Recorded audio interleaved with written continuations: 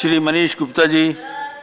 एक मिनट, मैं बीच में इंटरप्ट नहीं करना चाह रही थी माननीय सदस्य को, लेकिन इन्होंने एक बात कही कि रेरा कानून ये लेकर आए, तो मैं सिर्फ ये कहना चाहूंगी कि रेरा कानून ये नहीं हमारी सरकार लेकर आई, लेकिन पारित अभी हुआ इस सरकार। वक्ता जब बोलेंगे तब वो आप बात आ जाएगी। अभी बीच में लाया।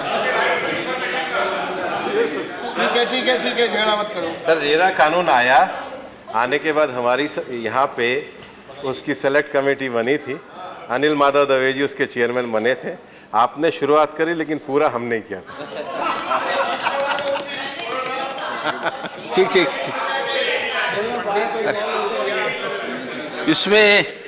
इसमें रेरा और क्या मेरा और क्या तेरा दोनों जी। ये Manish Gupta ji. So I rise to support this bill.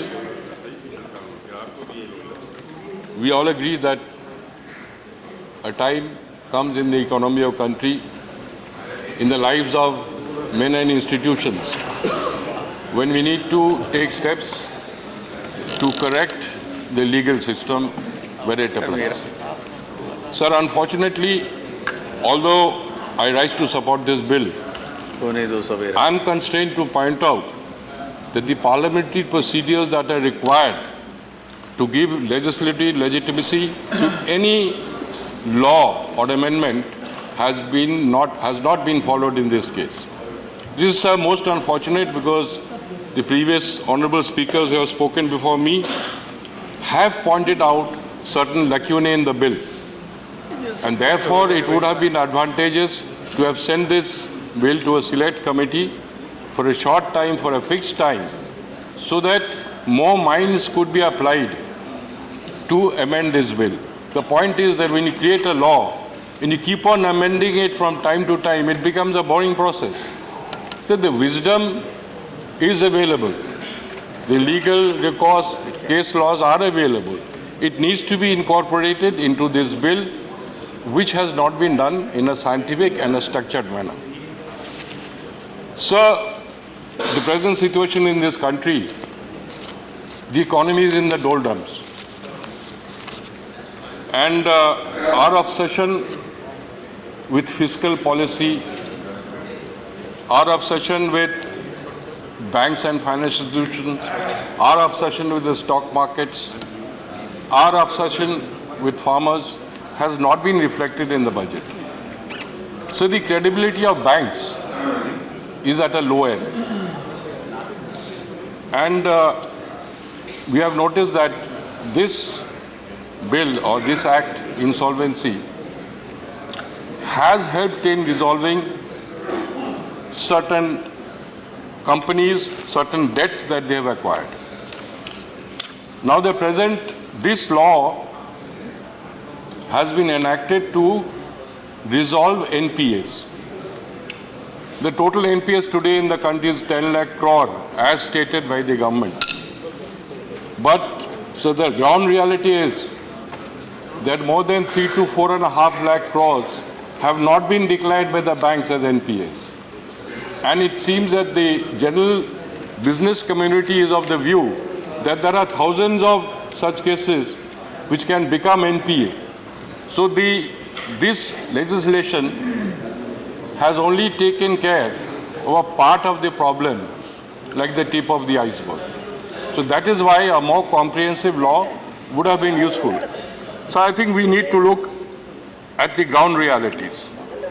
So in 12th February last year, the RBI had issued a circular for solving the problem of stressed assets. Later they had modified. The Supreme Court had ordered that it be modified. But the RBI's directions and the RBI's responsibility has only resulted in a mixed bag. So this has, in fact, slowed down the process of resolution. This needs to be rectified. Sir, we have always said, we all believe that MSMEs are the future of our economy. Several states have made very good progress in this respect. West Bengal is one of them, Tamil Nadu, many other states. When the NABARD Act was amended in 2017, a section was inserted there for MSMEs, for special status for MSMEs, so that banks could be refinanced by NABARD when they loaned to MSMEs. Even at that time, it was an inadequate provision. I am surprised to see that in this code also a certain concession has been given to MSMEs, but the entire problem which the MSMEs face and will face if this code is used against corporate debtors, it will affect them adversely. So the MSMEs provision in this act needs to be amended, and that is the, sir, 4 minutes to go, sir. 8 minutes. One more speaker. No, one speaker. No, Here is, he is not here. One speaker, sir, one speaker. when you speak, then it's all right. Thank you, sir. Go on, go on. So in the IBC, Sir, Sanskrit in mein. this involuntary code, more clarity is required. Nirantar Kuru. So the Honorable Minister has stated that engagement with stakeholders, creditors, bankers, etc. is being done. Where banks have taken a very large haircut in some cases. But the role of the banks, is not very clear. Once they have taken the haircut, they disappear, they are not involved in the actual resolution process. It's a kind of an escape hatch the banks are using. This needs to be plugged. Banks have to be involved till the end of the resolution so that they can contribute usefully to the economic situation. So Section 240A, as I have said, looks into the MSME problem but which has not been fully addressed. So there are several other issues, but time does not permit. But the process which is followed the NCLT, we find that the courts are giving much more time. And bank chairpersons of PSUs, they have become new power centers. So this is like a crony capitalism. This code has enabled this kind of a situation to develop. If it becomes more broad-based, the entire purpose of the code will be defeated. So there are cases, specific cases I'm not going into, in which the courts have ordered extra time. There's a 60-day limit. We have seen an additional time frame. So this is not required. We feel this should be dispensed with. The 60-day additional time frame only delays the process. And the main issue is infrastructure.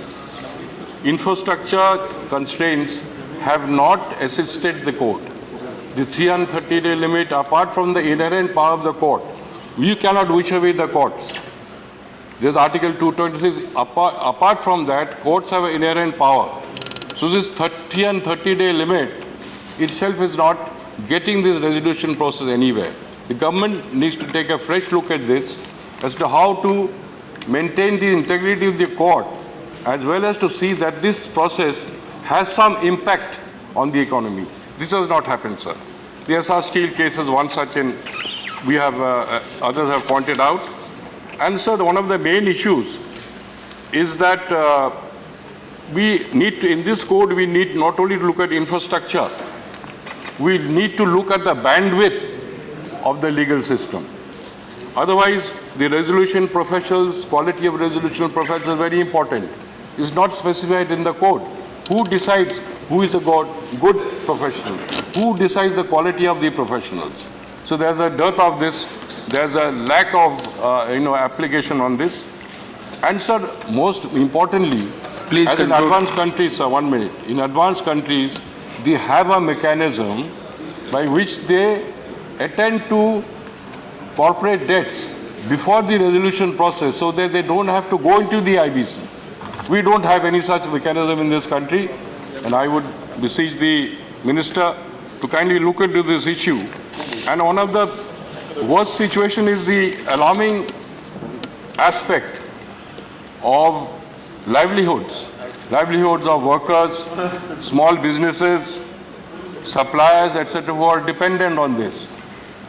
out of every 4 cases, sir, 1 minute, out of every 4 cases, Please conclude. only 1 case is resolved, so the rest die or they go into litigation, more litigation, they go into liquidation. So this aspect, the aspect is that to what extent resolution process has helped the total number of such cases that have been filed in the courts. Thank you. Thank you.